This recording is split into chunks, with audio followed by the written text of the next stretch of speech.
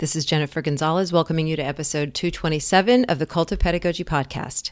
In this episode, we're going to talk about 2 effective classroom-tested ways to teach students how to mark up and take notes on a text, also known as annotation.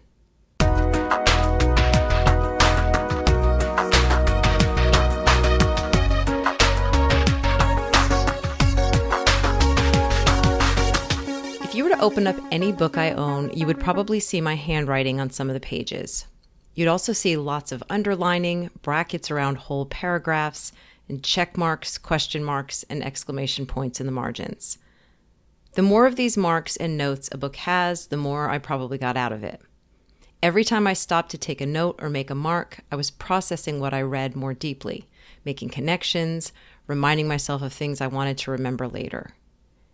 And when I need to return to one of those books to pull out some key information or ideas, I flip through and look for those marks, knowing they'll serve as roadmaps to the things that resonated most with me. No one ever taught me to do this. I think at some point I started noticing books with notes scribbled in them, and I thought, oh wow, I didn't know you could do that. And from then on, if I owned a book, I was going to have a pen nearby when I read it. In the world of literacy instruction, many teachers would call this process annotation. It's a way of reading actively and making your thinking visible, and it can improve comprehension of challenging texts. Although some people develop their own style of annotation independently, presumably a natural outcome of regular exposure to good books and the permission to write in them, others may benefit from some instruction. While annotation is taught in many classrooms, the way it's taught can vary widely, and some approaches work better than others at helping students find an annotation style that works for them inside and outside the classroom. In today's episode, I'm talking with 2 teachers who have developed their own methods for teaching annotation that accomplish that goal. Andrea Castellano teaches 3rd grade in New York City and works part-time for Cult of Pedagogy. This is her 2nd time on the podcast. She was my guest on episode 193, where we talked about ways to affirm the language of students who code switch. Early in her career, Andrea taught her students to annotate in a pretty formulaic way, with specific things to look for and prescribed marks to go along with them. But she found that her students weren't using any of these methods on their own. They only did it when she assigned it to them. She then shifted to a more natural, personalized approach, working toward helping students develop a style of their own, and she's gotten much better results. Over on Cult of Pedagogy, Andrea has written a guest post where she shares that process step by step. She also shares the annotation approach used by her colleague, Irene Yannascoli, who teaches 10th grade. Irene uses a collaborative process where students work together to annotate, further refining their individual styles and deepening their understanding of texts. Today, Andrea and Irene will explain how each process works. Before we start, I'd like to thank Studio for sponsoring this episode. Studio is a planning tool which allows students to track and plan all of their classwork by estimating how much time a task will take and dividing larger tasks into smaller steps. This is a valuable tool to support parent conversations and help each student plan their work and pace themselves. Coaching students on better organization has a direct impact on their grades as well as their long-term success. Studio offers a free plan that allows students and parents to view all Google Classroom assignments and allows teachers to post to Google Classroom directly from their schedule, as well as track student organization. School and district plans come with added features like centralized timetables, workload management, and more LMS integrations. Visit studio.co/pedagogy. That's studio.co/pedagogy to create your free account now and get your students planning. Support also comes from ListenWise, providing short, high-quality, age-appropriate podcasts for grades 2 through 12. Save time with pre-made lessons designed to build students' background knowledge and academic vocabulary. Keep students on grade level with scaffolding and differentiation. Use ListenWise's ELD lesson library for WIDA and state ELD standards-aligned podcast and video lessons built for English learners, from emergent to reclassification.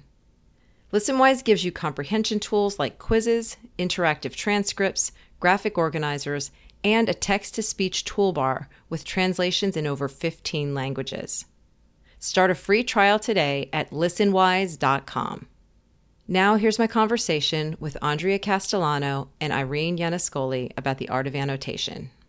Well, let's first start by telling everybody who you are. And Irene, we'll start with you because this is Andrea's second time now. Is it the second or the third time on? It's the second. It's the second time on. So Irene, tell us who you are and what you teach. My name's Irene Yannascoli. I teach 10th grade English in Brooklyn, New York. And I've been working for the New York City Department of Education for 15 years. And this is my fourth school. So I've been kind of working on a variety of techniques with a variety of different populations for a while now. Okay, great. Andrea. Yeah, so I teach third grade in Brooklyn, and I've taught in the DOE, Department of Education, for, I believe this is my 21st year. Oh my gosh. And I've taught only early grades, like first grade, second grade, third grade. So we have a range of who we work with in terms of the age levels and also the populations here. Has it been primarily for you the younger, like K through 3 grades most of the time? Yes, the whole time, actually. Okay. Yeah. Okay. And Andrea also works part-time for me. She's one of the people behind the scenes who does email checks and checks on social media and kind of makes sure that people get their questions answered. And you have also written a post for me before about language affirming spaces in classrooms. So, Andrea, you and I started to talk about this post a long time ago. It was like a year ago. And we were talking about annotation. And one of the things that I had said to you is that when I was a middle school language arts teacher, annotation was not as kind of trendy as it seems to have gotten in the years since then. I left the classroom full time in 2005. So since then, I've seen a lot more of these kind of like boxes and stars and color coded things. And Yes. it seems to have become much more of a thing now. And you and I were talking about where did that come from? What do you do? It seems like it's an important practice. So tell me a little bit about what you remember about that conversation. Right. So, you were saying as a middle school teacher that you kind of expect kids to know how to annotate, at least a little bit. And we started talking about the process of teaching them to annotate in the first place. And, as a former first grade teacher, there was one kind of way that most teachers did teach. And it was like, they would read the text as a shared reading and they would put the little star by something they thought was important. And they would underline something, maybe a new word that the teacher said, underline this word.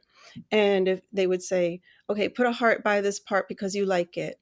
And there was, put a smiley face by the part that makes you happy. So it was very, teacher directed and somewhat prescriptive. And this was something that we would do for kids who were just starting out, and they needed that guidance maybe. But what I noticed is as a third grade teacher, that system wasn't really working for my kids. So I realized I had to develop something that would bring them to the next level.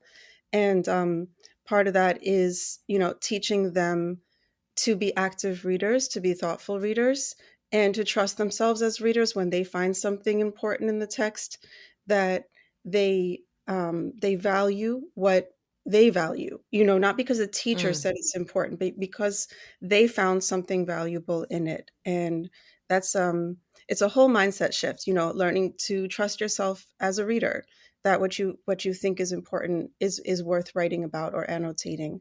And it's a whole process that we started to go through. So that's what we're going to be talking about today, is the process that you use to get to your current style of teaching students annotation.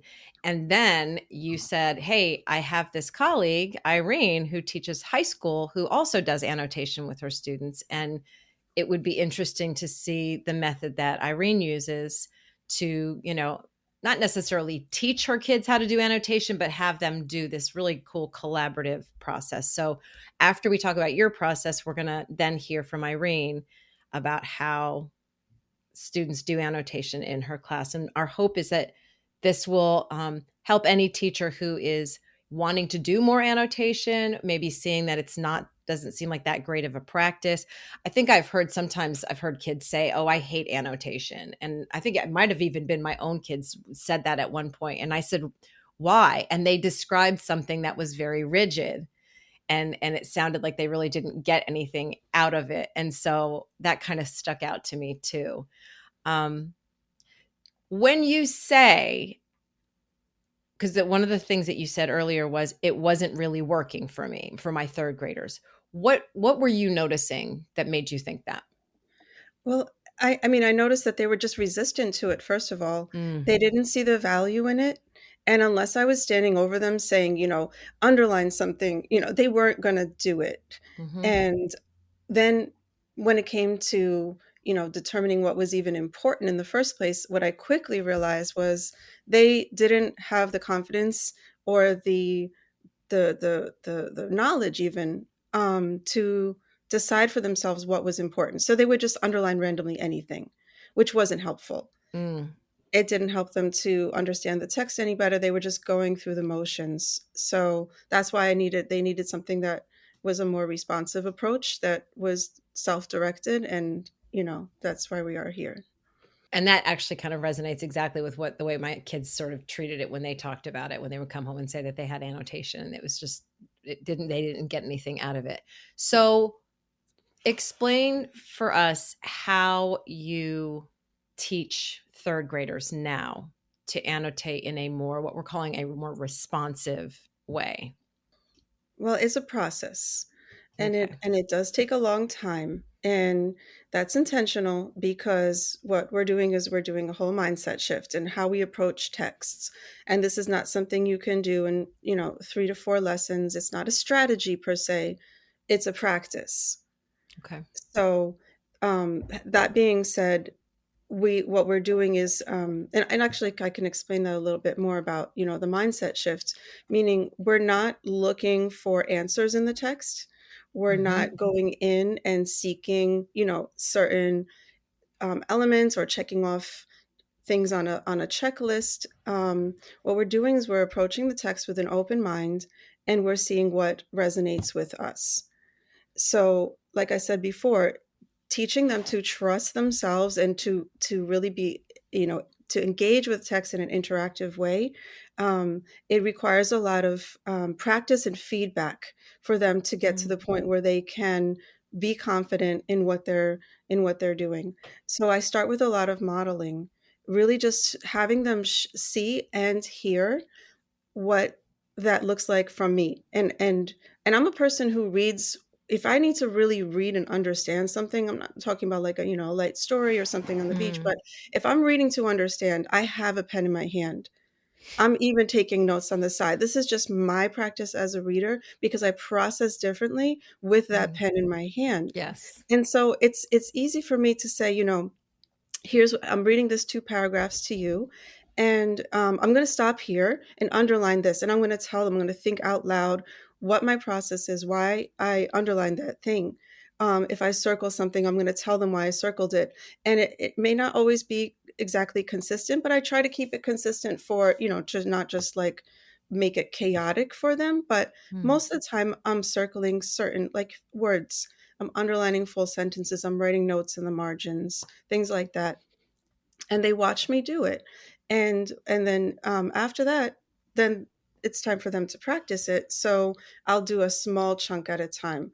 I'll give them a paragraph, and I'll prompt them with the, certain questions, like underline one sentence that seems important in this paragraph. hmm Okay, everybody underline. Okay, let's talk about why. So that not only do they immediately try it, they get to hear from their peers and sort of like gauge where they are in relation to everyone else and everyone else's thinking.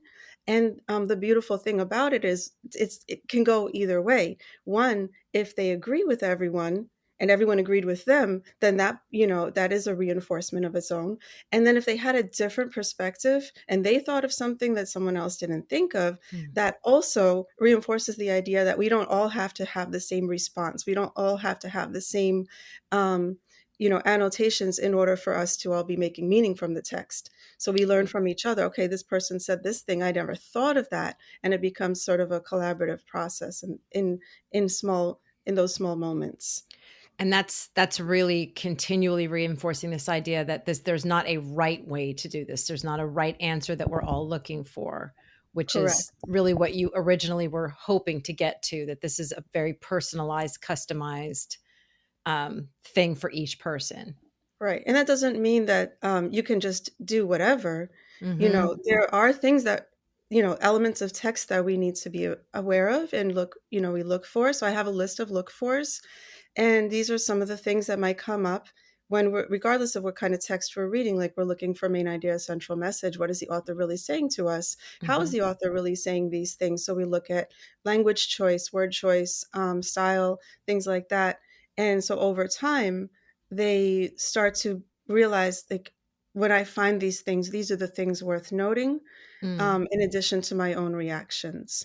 So, Let's talk a little bit about the template. One of the things that you do in your process, getting them used to doing this, is you actually have a template. I'm going to describe what I'm looking at. There's a left and a right column. The left column is much wider than the right, and that is where you actually physically paste in the passage that students are going to be reading. And so the idea being that you want to really have it structured ahead of time so that that reduces the cognitive load for them. And then in the right side is where you have left space for them to take notes. And I should remind people that are listening, I don't think I said this earlier, we're going to have this all outlined in a post that you and Irene have collaborated on to actually share this whole process out. So if people are listening and they're interested, this is all written out for you in a really nice blog post. But you've got the text on one side, and then on the right side, there's space for writing about two separate focused areas. And you've got one is focusing on content, and the other is focusing on craft. So with that template, you give that to students, and you start this modeling process by using that. So tell me a little bit more about how the template helps students, learn to annotate in your class. So the template basically breaks the two lenses apart into keywords and ideas and craft and structure. So because my kids are 8 years old, I don't want to start with everything. Like, it's too overwhelming. I just start Mhm. with me really, really simple, the keywords and ideas. What words seem important here? What words are being Mhm. repeated? What sentences, maybe it's the topic sentence of the paragraph, and we just start to annotate only for things that really seem important. And that, again, grounds it back in the idea that what is important to you is valuable. And so then we look for trends. I would model what I think is important in one paragraph. They practice with what's important in another paragraph. We share out. And then I say, okay, for the rest of the time, you're going to go through paragraphs 3, 4, 5. You're just going to underline and, annotate what seems important. Then we move on, we add more things. Once we've moved through all the keywords and ideas through the annotation look for is, like, we might look at, perspective, or like different moments that indicate main idea or things like that. Once we go through keywords and ideas, we move into craft and structure. Usually that's a whole different day, because at that point they're done. So the next day we come back, okay, we're going to look at maybe how the text is organized. Can we find some clues as to what the organizational structure of the text might be? Do we see words that indicate maybe it's like a sequence text, or maybe a problem and solution? Where can we annotate and find those things? So I'm kind of guiding them through, stopping to say that these are all things that they've been taught already. I'm not starting this process in September. I'm starting this process after I've pretty much taught into all of the skills. We have different skills that they need to learn for reading based on what the standards are for the grade, and they've been exposed to all of this. So having taught all of this, we can speak about it at this point, January, February, once it's all familiar. So, like, let me just, yeah. So I just wanted to make sure it's clear that we're not teaching these skills as we're annotating. They already know them. Okay. So we're just identifying things. We're looking for these things that we already know that we would find in text, because we've already practiced finding them in text before, but in the form of a different questioning things like that. So let me get back on track. With the craft and structure, they're each two separate days, and we have the model, we have the practice, and then what we do over time, once they sort of get the rhythm of it, we put it together. So I'll give them the whole thing in the template, and I'll say, okay, go and annotate, and I look at what they come up with. My response is, what did you do well? What seems to be the areas that they're not paying attention to, and that determines my next lessons. So if there's something like figurative language, nobody pulled out the figurative language from a poem, but they all found rhyming words. Now I know what we need to practice annotating for. Okay, good. Yeah. So it's a form of assessment as we go, Mm-hmm. and it just reinforces maybe the things that they need to practice. Over time, the template does go away. I can just give them a regular text, and I'm still telling them to annotate for keywords and ideas. And because they've done it in that more structured way, they now do it without the box. And even over time, they may not need the reminders. I'll just tell them at this point in the year, we're in April, annotate your Mm-hmm. text, and they just go. So it's a scaffold, it's not a permanent thing. And I find it, that gradual release of responsibility, really to be based on how they're doing over time.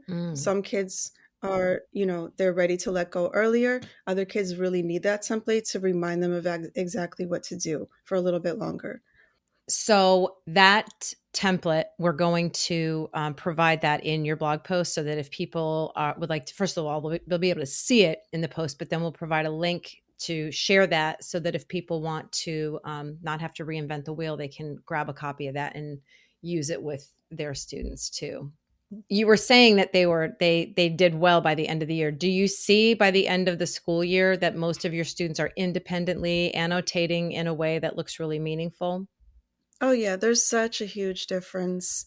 Um, and they tell me as well, but what I'm seeing is that it's an automatic behavior now. They don't even Mm. need to be prompted. I mean, we have our state test tomorrow. I must say, this is not for helping them pass the state test. That's not what this is about. Yeah. But because they are being tested, this does help them to process text. And I've seen the even in the last 2 weeks, 3 weeks, it's just become, since we started, something that is they take ownership of, I guess, is what I'm trying to say. Mm. I don't have to prompt them. They actually would. One student came to me. She's like, "I can't wait for you to see my homework, how I annotated the text." Like, this is something that was even done outside of class, that she was just proud of the fact that she has this skill now, and they find value in it. Absolutely. Yeah. And that's the idea. These should not be things that are only used in school for class assignments that they see. I mean, I'm trying to read a book right now on school choice, the history of school choice. It is dense. It is so much history.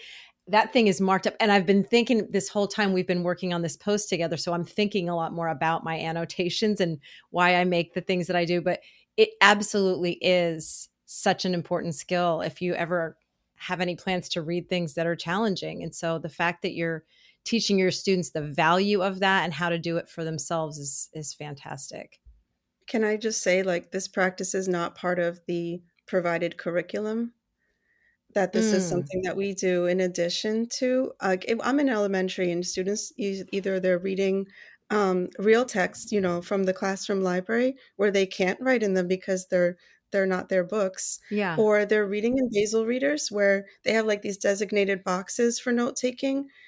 So usually annotation is relegated to test prep, but I don't want them to annotate just because they have to answer a question, and that's my whole driving motivation behind this. I really want them to engage with the text, like in a personal way, in a meaningful way, Mm. regardless of what the end result of the reading process might be, whether it's answering a question or going off and doing something else. It's like self-fulfilling practice. Mm-hmm. Mm-hmm. I think that's a really good model for any teacher listening, that even if you have a prescribed curriculum, you can add on these practices that will probably only help the students do well in whatever curriculum is handed to them, because these are just good literacy skills. Exactly. Okay, we are going to shift to Irene. And again, let's a reminder, this is 10th grade. So at this point, we're assuming that your students have had maybe some practice with annotation. So talk to us about what your approach is. So I originally started working on this sort of collaborative annotation approach several years ago. I was working at a different school at the time, and it was a smaller school where they had sort of a set of tasks that they wanted students to practice across all 4 years. And at the time, I was teaching 11th and 12th grade, and annotation was one of the tasks that the team identified as wanting to teach all the way through at different levels. And so I was in a classroom with 11th and 12th graders who were doing sort of what Andrea described, where they were annotating, usually without prompting. You know, some kids needed it, some kids didn't, but overall, kids were annotating without prompting. And it was something that we sort of were expecting them to do at that point. And something that I noticed while conferencing with students and having them pull out their notes on their readings or on their learning was that there was a lot of annotating about sort of comprehension level stuff, like this word means, or, you know, this is interesting to me, but not as much annotation around sort of like higher level concepts or asking big questions or making connections between different parts of the text. The other thing that I noticed from my students was everyone had their individual annotation practice, but I ended up having this question of like, what are we doing with this? Where is the annotation going? And what is the purpose of it besides something that the kids know to move their pens across the page when they get a task or when they get something to read? And it just started to feel, the more I asked that question, the more sort of disjointed and disconnected from the actual learning the annotation felt to me. I think sometimes when we see a kid marking up their page, we think, oh, that looks like learning. But how do we know that they actually are learning or that there is a cognitive process at play? And so that was sort of when I became interested in making the process collaborative, so that students were able to share what they were thinking and use the annotation as a way to really get into and dig into kind of bigger concepts or ideas. So when I moved to this new school where I teach now, it's a much larger school. And so there aren't as many of those sort of commonalities between kids. Kids will have had a variety of different experiences with different learning habits like annotation when they arrive in my 10th grade classroom. And, you know, 10th grade is really a time where we are moving them, this sounds obvious, but we're moving them from 9th grade to 11th grade. And that's a really big shift, actually, right? Yeah. When students are in 9th grade, there's a lot of prescriptive stuff that's going on, because we have to. I've taught 9th grade. For the first half of 9th grade, they're really still in middle school, right? Yeah. So you're trying to move them intellectually into a place of being more self-directed.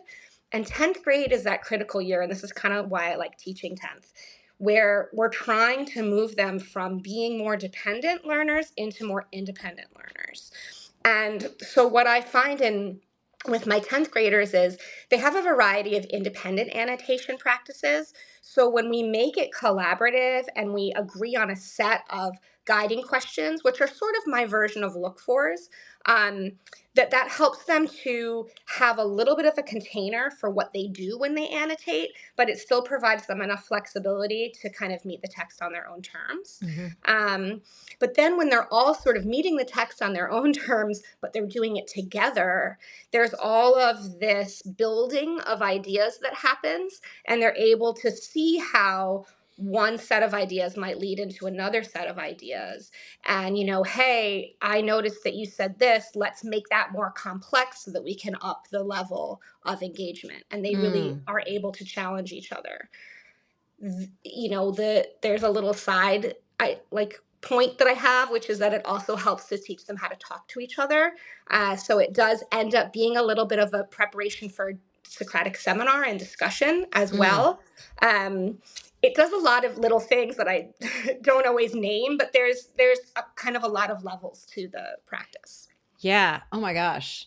I want to annotate the last 2 minutes of what you just said, because it's like there's all these little points that I'm just like, so let me just, maybe if I can just try to like paraphrase back to you what you're saying. So one of the things that you noticed early on was that kids were coming to you with all these different varieties of annotation skills, but you were questioning whether there was even a whole lot of depth cognitively that was going on. They were doing something, but you couldn't really tell and question whether there really was depth. And so now what you have them do is this collaborative process where they do some individual annotations, but then come together. And we're going to talk about sort of the steps of that. And that not only deepens what they're doing, but then it also gives them practice in this verbal conversation about text, which is something everybody desperately needs now, especially post-COVID. We need more time just talking to each other.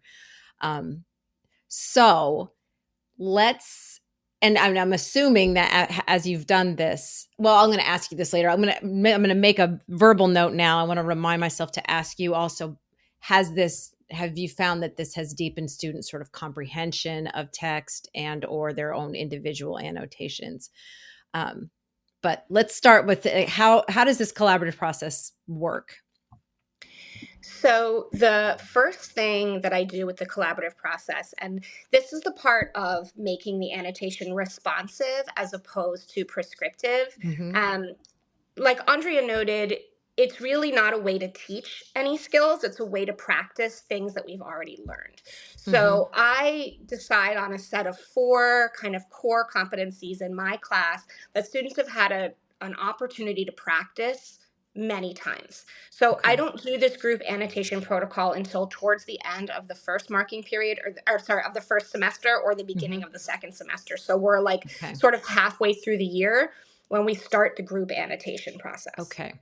What are those 4 core competencies? Because one of the things that we sort of note in here is that this is not just a language arts thing, that these 4 competencies, these could look different depending on what your subject area is. But in your class, what are they?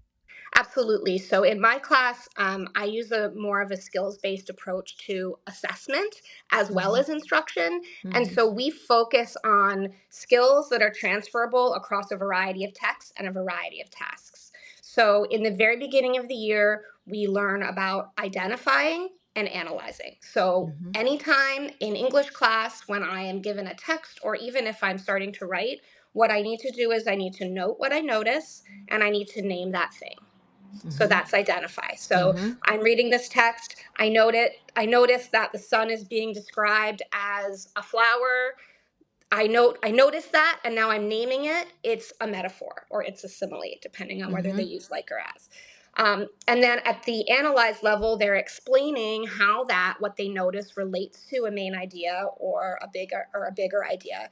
And then they're drawing connections. So they're starting to actually think about what is the purpose of what I've noticed. So that's sort of what we work on in the first sort of quarter of the year-ish. You know, it's never really a quarter, but the first quarter of the year. And then as we move into the third and fourth quarters, the later parts of the year, we start to learn about evaluating and synthesizing. So when we're evaluating text, we're judging the impact of that text, and we're judging how successful it is at a set of ideas or look for us, and that's going to depend on the type of text that we have. And then when we work on synthesize, we're working on putting it all together. How can I look at everything I've learned and draw connections between that and the text that I'm dealing with in this moment?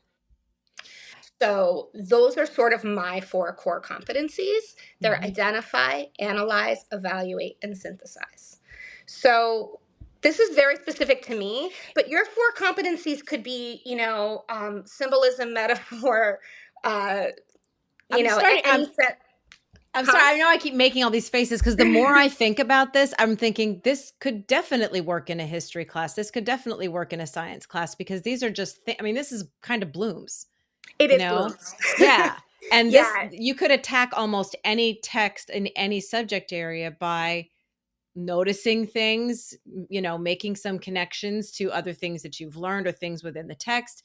You can evaluate whether it's the way that the information is presented, and or if it's like science, you can be evaluating, are they using the scientific process the way that they should be? Is this a well-designed, study? Are there holes in the research or something? And so I kind of feel now, I know we've talked about this a lot, but really these 4 competencies could fit in a whole lot of different subject areas also. They can, yeah. And so I didn't make this up. This comes out of a practice that was developed at the school where I used to work, which Okay. uses competency-based education. And we, from the very beginning of the school, we basically tried to identify a set of skills that could work across disciplines so that every student is assessed on those set of competencies. And at this point where the school is at now, they have 8 core competencies that the students are assessed on across all disciplines. So there's only 8 rubrics and outcomes that all the students in that school are assessed on. Wow. So I'm moving into this new environment where it's a big school and every teacher has sort of their own assessment strategy. So I had to kind of think about, how can I make this usable for students, but without increasing their cognitive load too much? Because imagine having 8 different classes with 8 different assessment strategies. Like, that's a lot to keep track of, especially as a kid. So I decided, I sort of shifted, I changed the way I did it based on my environment. But I didn't make this up. I don't want to seem like I invented this approach to assessment. Okay. But what I am doing is I'm taking the way that I'm assessing and I'm turning it into an annotation process. Okay. So for any teacher who's wanting to do this, who maybe doesn't have the assessment strategy that I have, you just want to think about, what are kind of the 4 important moments or elements of teaching that you've been teaching into that you want students to practice. So that could be a set of content. Like if you're having them do a lab report, it could be, what are the 4 important elements of a lab report? And now let's annotate for those things. And each person takes one element and notices where it is and analyzes why it's there. Okay. So, this can be shifted to any set of 4 real core competencies, skills, or content that you are trying to reinforce in your classroom. Okay. So from there, I basically take those 4 competencies and I create a set of guiding questions for each.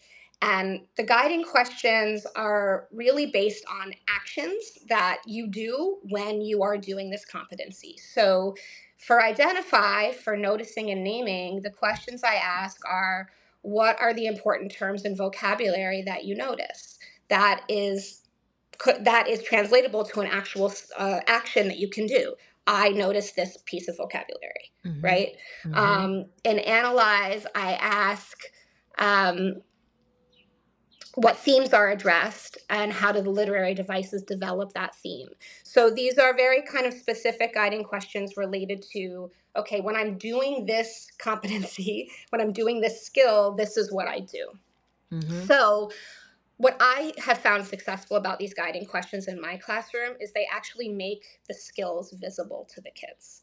So I often let students decide which skill they would like to focus on, but you can also assign it based on student performance. So if I have a student who's been struggling with analyze, I might say, okay, you're annotating for analyze today. Okay. And that's a way for them to sort of practice with the guiding questions how to analyze, and then they're in a group of people, so they're getting some support and some feedback around their analysis. Okay. By the way, for people listening, we're going to give them your guiding questions so that they can see those. One question that I had for you was, is this a checklist? Are they supposed to be? Because again, then it could start to verge into prescriptive territory. Are they required to answer all the guiding questions as they annotate? Yeah, I do not require them to answer all the guiding questions as they annotate. They really, for me, do serve as sort of the same version of look-fors in Andrea's approach. And they're just a way to really kind of make visible what I'm asking them to do. The first time we do group annotation, I will sort of be like, hey, did you answer that question? I don't really see that question on this chart here. But as we go on. We're actually preparing to do it again next week. And next week, I'm not going to hand out the actual handout. It's going to be posted on the wall and they can go check it if they want, but it's going to be more about them just sort of thinking through what they know of the skill. And so eventually they're not even using those guiding questions. They're just saying, okay, I'm identifying right now. I'm analyzing right now. And I do think because I introduce these skills sort of chronologically, my identifiers and analyzers probably don't need the guiding questions at this point. But my evaluators and synthesizers are still working on it because it's a newer piece of content. Yeah. So let's just kind of walk people through the step by step of the collaborative annotation process. How does that look from sort of beginning to end? Is this one class period where this happens generally? I usually do it over 2 41-minute periods. Okay. Sometimes 2.5. Okay. I could absolutely see this being kind of a double period, like a block format. Yeah. Or 2 or 2.5 single period 41 minutes. But it just depends on the structure of your class. When I taught block periods, I used to do this in pretty much a single block. Okay. So once you have your set of 4 competencies or content or skills that you want students to be practicing, and you've created your guiding questions, students are grouped in groups of 4. And you can choose to group them mixed or homogeneously or heterogeneously or however you decide. And then we review the protocol together and we review a passage together. Okay. I like to do this with the beginnings of novels. So the protocol that I shared, we were working with the passage that was in the first chapter of the novel that we were starting to read. So I had students read that chapter for homework, and so they were a little bit familiar with the passage, but I don't think that that's a necessary part of the protocol. I think you could give it to them and have them have never seen it before. So we do a read aloud of the passage. I'll usually read it aloud, or I'll ask for a student volunteer to read the passage aloud. And that's just a moment so that we're all hearing it together. And I invite students, if you want to make some preliminary notes based on what you know of annotation, you're welcome to do so. About how long of a passage are we talking about, by the way? The passage that I gave them was 3 paragraphs. Okay. Again, this is 10th grade. For seniors, I might do something slightly longer. For 9th graders, I would absolutely do no more than a paragraph. Okay. It just depends on the complexity of the text as well. The piece that I was using was fiction, and so fiction can ebb and flow, and maybe some parts are complex and some parts aren't. Okay. Yep. So that first little introduction to the task is about just understanding what we're going to do and making sure that we have sort of clarifying questions on the passage collected. So are there any words or phrases that are getting in the way of our understanding? A lot of times with fiction, it'll be clarifying who the narrator is, who the character is, just things that are very sort of surface level to make sure that all students are at sort of a baseline of understanding of the passage. Okay. After that, we begin our small group work. The small group work starts with them reading the passage on their own and thinking through at a slightly higher level, like, okay, what am I seeing? What's going on? It's not using the guiding questions yet, but it's just like a second read of the passage. Okay. Once they have done the second read of their passage, then I invite them up to collect their materials. I usually give a piece of chart paper, the passage. If you have time, you can take the passage to the chart paper, or you can have them do it, depending on how much prep you had that morning. And then each student gets a different color marker. I find it really helpful for them to do the annotations with each in a different color, so it's easy to see who has done what. Then they sort of sit down around the passage and they assign roles. They decide who is identifying, who is analyzing, who is evaluating, and who is synthesizing, or whatever your set of 4 things are. Okay. Mm-hmm. And then I usually prompt them like, hey, just give the guiding questions one more quick read just to make sure that you understand. And I am circulating this whole time, kind of making sure that everyone is understanding what they're doing, knows where to look at the guiding questions. Mm-hmm. The resource that I provide, the set of guiding questions, I usually tape one to each table so that they sort of have them in the center. Okay. And then they have about 15 minutes to annotate the passage according to their particular skill and using those guiding questions. Okay. The idea here is same for Andrea, that they're really making their paper dirty, right? Mm-hmm. They're really spending time drawing arrows, writing random ideas, putting stars. I want them to be, as much as possible, making their thinking visible on that page. Mm-hmm. And I like when, the hands run into each other or the arms run into each other and they're finding that they're wanting to annotate the same line or the same sentence, because that's where a lot of that, like the thinking isn't really in answering the guiding questions as much as it is in the process of, like you said, Andrea, kind of moving those markers across the page and finding that they're having moments where they're intersecting, or they're having to kind of figure out, oh, is this identify or is this analyze? And maybe it's both. And how can we both annotate this moment? So after about 15 minutes, I have them pause and just take a step back, and everybody looks at their annotations. And that's when, as a group, I ask them to each sort of talk through, what did you notice? What did you annotate for, and why? What new understandings do you have about the text at this point? So this is each individual student sharing about what they wrote, kind of just summarizing what they're, in their small groups. They're having that discussion in the small groups of 4. And because I have this role of synthesizer, I ask the synthesizers to actually, in that time, be adding annotations based on what everyone is saying. So part of the synthesizer's job is to listen to their peers and make some sort of larger conclusions around, okay, what are our group takeaways now that we've all kind of had some time to think about this? This brings up a question for me too, because that last piece in particular, I'm thinking some kids, especially as 10th graders, might be like, I don't really know what to write as. Do you model that at any point for them to show them the kinds of things that they could be writing, or their sentence stems or anything that could sort of help them with that? I have the guiding questions. So in the guiding questions, I ask them, what are some commonalities between what all peers shared? This is actually something that we do a lot in my class, where we look for commonalities. I usually start it in the very beginning of the year in really small ways. So I often use the New Visions is a nonprofit organization that's related to the Department of Education in New York City.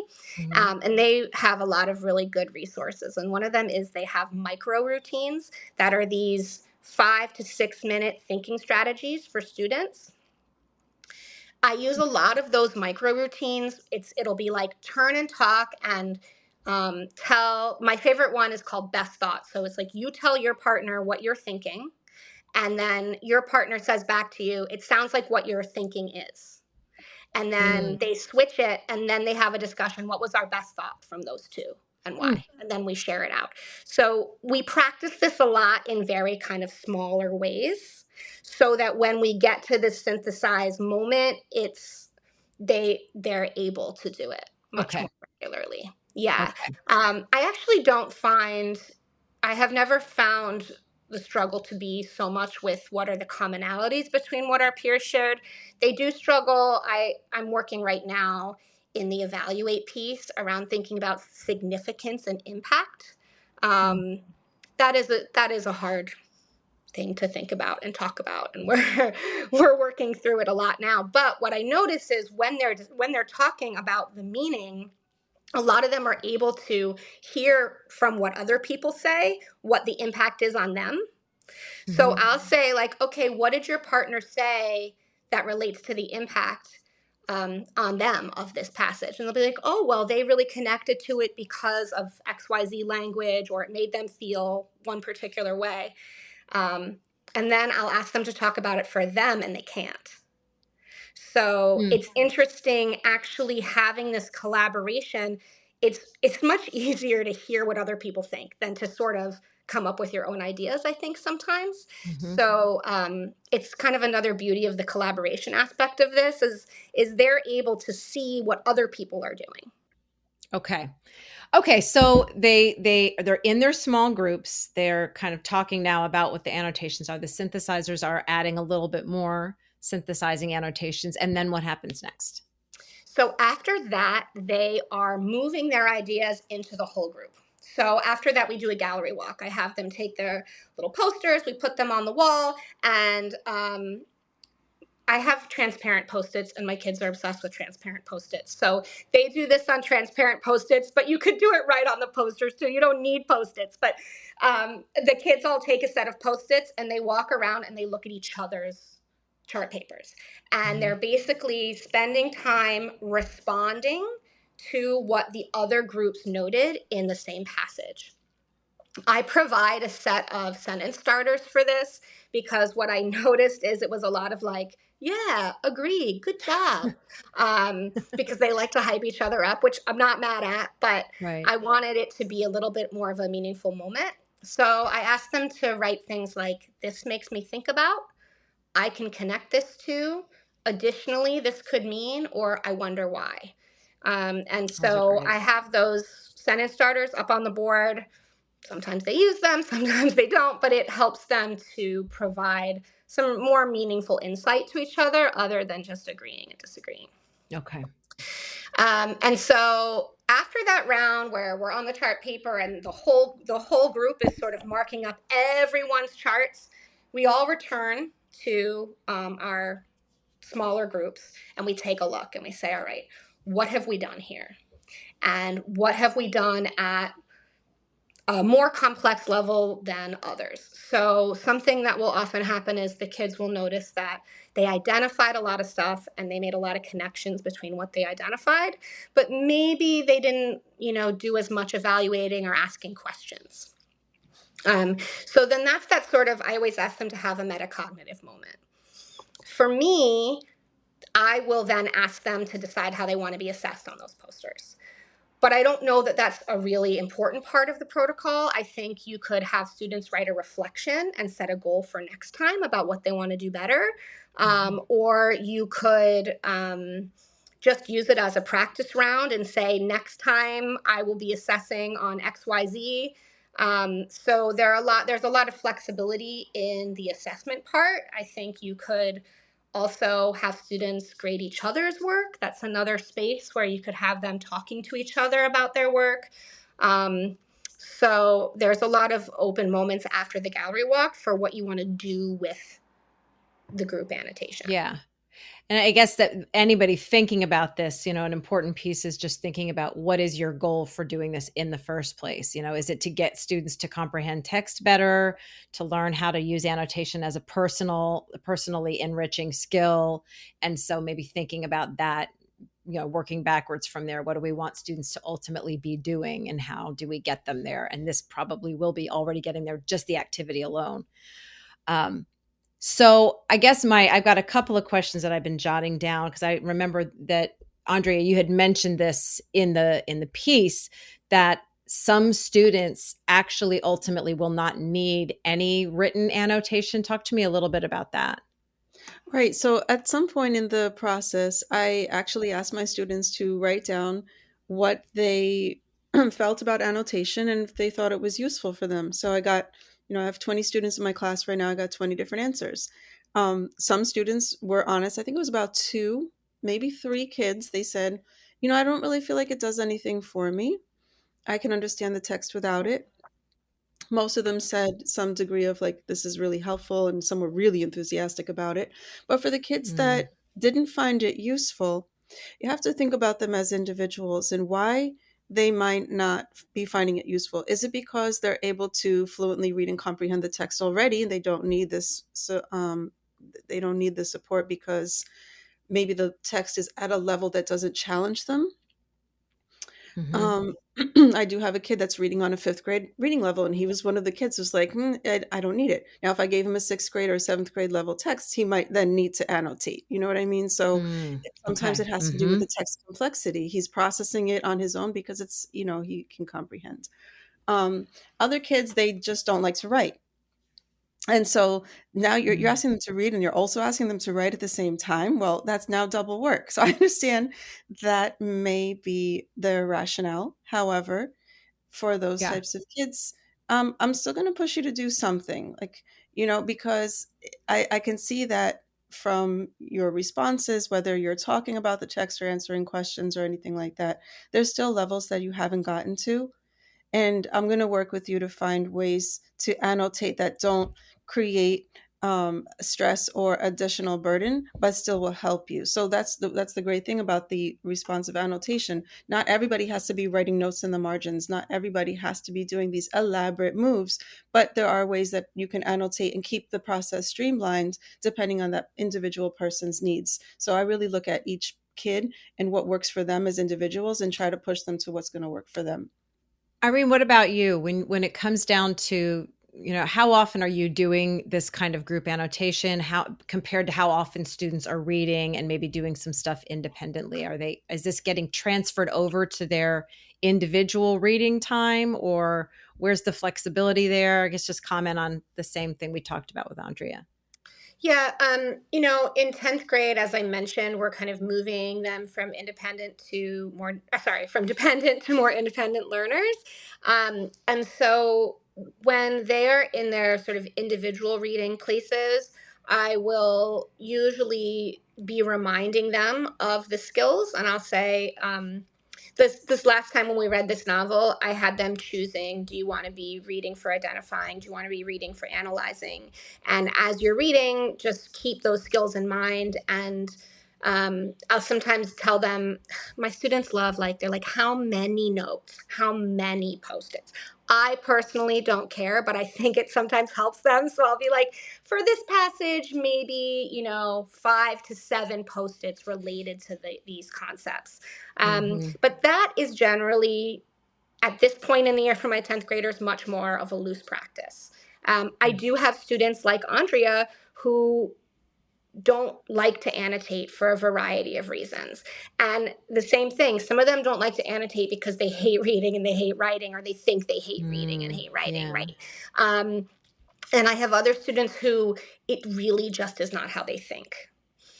And I think students, particularly students who are accelerated learners, sometimes their brains do this thing where they skip ahead to the most complex level of thinking, but they skip the sort of more rudimentary elements that lead up to that thinking. Mm-hmm. So something that I'm working on with my students is they draw these really big conclusions, but they're kind of overly vague and broad because they haven't stopped at identify. They went straight to synthesize, but they didn't stop at identify. So I'll be like, okay, so you think this relates to this huge universal concept, but why? What got you to that space? So for that kid, I might be saying, hey, you're identifying today. You need to go back and you need to spend some reading time identifying the elements that lead to that big idea, like Yeah. slow that big brain down. Right. Because sometimes kids who are reading at advanced levels, they need to be explicitly taught to pull back and slow down. Yeah. Man, that's great. Conversely, students who are always reading at the more sort of literal level are going to need help going from literal to more metaphorical or to the drawing conclusion space. Mm-hmm. So for those kids, I'll be saying things like, hey, why don't you practice a little bit of analysis today? Find the main idea and then tell me which of these pieces connect to that main idea. Or, in high school, we tend to do more themes than main ideas. Yeah. But don't ask teachers to define it because you're going to get 100. Oh, I learned that lesson. Yes. Yes. But yeah, so At the individual level, for me at this point in the year, it's a much more it's a process that I use to help push students to do things that they're not doing naturally.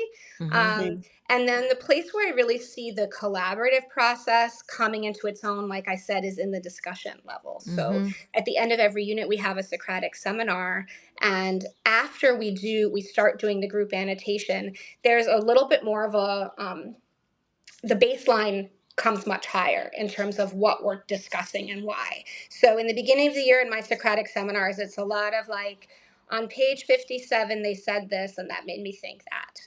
Yeah. But at this point in the year, we're really getting into students asking their own questions because they have practiced evaluating and writing probing questions. And so they're asking their own probing questions. They're evaluating whether those are relevant questions, and they're doing that all sort of together. And they can't do that. Well, they could do it, but the way that I get them there is through this group collaboration process. Yeah, I was thinking about that when you were talking about how some kids naturally lean more toward the identify level of reading and some jump way past that and skip the details. And such a valuable way to teach them other ways of thinking is exposing them to other thinkers in their peer group. And that's just a really nice, natural, organic way of having them learn those other thinking skills. Anything else that either one of you would like to add before we wrap up and send people off to read your post? There's so many similarities between what Irene is doing in 10th grade and what I'm doing in 3rd grade that is kind of mind-blowing. It's just on a different level. I think the main takeaway is that we are teaching them to interact with the text rather than, just reflect and like absorb it and reflect it back, which is Yes. what a lot of maybe curriculums or, things might ask them to do is like, very surface level. This has to be meaningful. They're making meaning of the text, right? To do this, it takes a lot of modeling and a lot of practice. So I'm not going to just come here and say, oh, this is easy, in 5 to 7 steps, you can have your students, transform into these active readers. No, it's not that simple. But what I will say is if you are willing to invest the time and the energy into it, that you'll absolutely see the impacts. And I can say, just from working with 8-year-olds, I'm not working with high school, so I'm working with 8-year-olds and what they're able to pull from their text and what they're able to bring to the discussion. And as Irene said, build upon each other's thinking, look at each other's work, learn from each other. It's really it's inspiring, and I hope that they will take it into future years once they have the foundation here. Oh, I bet they absolutely were. And one of the things that we forgot to actually mention as a part of your process was that at the end, once they've watched your modeling, they've attempted it on their own, and you're actually having them look at each other's annotations and compare with each other. And so there is a collaborative element there. This is not just done in these individual silos. They're also getting exposure to their peers' annotations and ways of thinking. Yeah, 100%. I mean, just yesterday, Yeah. they all annotated something and we brought them to the rug. I brought them to the rug and I put it under the projector and we just went through a bunch of kids' work and what are you noticing? And then we had the discussion about what can you do when you go back as you continue annotating something that you saw your peers do. So they were able to immediately put it into practice based on what they had just seen someone else do. And we do that all the time. I love that. And that requires zero curriculum, zero. You've got the resources right there in the room, just a good piece of text in a room full of thinkers. And I love that. Irene, you said you had a couple of things to add to. Yeah, and I also just want to say that what Andrea just described is also culture building, right? How do you create a culture of people who are thinking, who are examining, who are always curious? And, that's something that is the hidden curriculum, right? How are we creating a culture in our classroom that is rigor, but also individualized? And how can we individualize and make the learning human, but also still make it critical? And that's not an easy thing to do. And Andrea is really excellent at that. And I think another piece of it is, and Andre has said this before, is the fact that it's a practice, not a strategy. This is something that we do as learners, and it's a way of learning, and we can learn this way no matter what the text, no matter what the task, right? This is about making visible our own thinking and learning, and practicing our own thinking and learning as a way to deepen, to extend, to challenge. And so it's definitely something that I think you have to do more than once. This is not a one-off thing. And, I think if we're wanting to make annotation meaningful, it has to be that responsive type of annotation. So how is this linked to what you are valuing, what you are teaching, what you are wanting to revise, practice, reassess? And for me personally, I also link it to assessment always. Yeah. Thank you both so much. This post that you all have put together is going to be even more valuable than this conversation in terms of people being able to take it away and apply it to their own rooms. Thank you so much for sharing your practices with me. Thank you. Thank you so much. I appreciate it. To get a written version of Andrea's and Irene's step-by-step plans, see pictures of their methods in action with students, and grab a copy of Andrea's annotation template, visit cultofpedagogy.com, click podcast, and choose episode 227. To get a bi-monthly email from me about my newest blog posts, podcast episodes, courses, and products, sign up for my mailing list at cultofpedagogy.com/subscribe. Thanks so much for listening, and have a great day.